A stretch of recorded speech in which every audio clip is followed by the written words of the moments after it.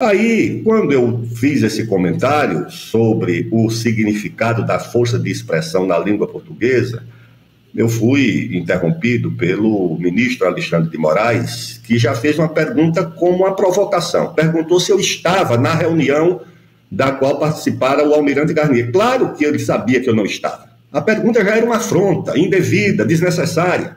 E aquilo também exigia de mim uma resposta. Eu disse, olha, a língua portuguesa, a expressão e a minha interpretação da língua portuguesa é minha.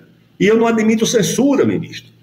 Isso levou o ministro, naturalmente, a tomar essa minha frase como se fosse um desrespeito, um desacato à autoridade do ministro. Provavelmente, se eu tivesse dito que, de fato, entendia que a expressão do almirante Garnier era uma ameaça de golpe, era uma disposição para o golpe, provavelmente eu não teria sido interrompido.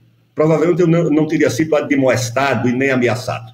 Mas como eu contestei a ideia de que essa frase correspondia a uma ameaça de golpe, eu acho que é por essa razão que eu fui ameaçado de prisão. Uma testemunha ameaçada de prisão, sem motivo, sem razão, sem afronta, sem confronto, sem contestar a autoridade do ministro, eu acho que é um abuso, eu acho que é uma coisa desnecessária. Foi o que aconteceu, até que o Procurador-Geral da República também fez outra pergunta indevida.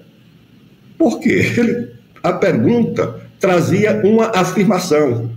Perguntava se a Marinha não teria dado golpe por falta de condições materiais. Eu disse que a Marinha é uma força de defesa do litoral. A Marinha não é uma força de interior. A Marinha não tem a capilaridade do Exército. A Marinha dispõe de suas unidades mais importantes numa cidade portuária que é o Rio de Janeiro. A Marinha não tem essas condições. Mas eu usei isso como argumento de que a Marinha não poderia liderar nem implantar um outro regime por incapacidade de ocupação do território, e não porque ela tentasse isso e essas fossem as condições que a teriam impedido.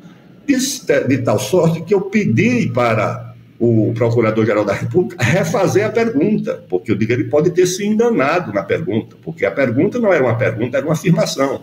Eu disse, não, eu não fiz nenhuma relação entre a distribuição das forças da Marinha e a tentativa de golpe. Isso quem está fazendo é o senhor. Aí ele, com o microfone aberto, fez um comentário que eu aqui não vou repetir em respeito aos ouvidos dos nossos internautas.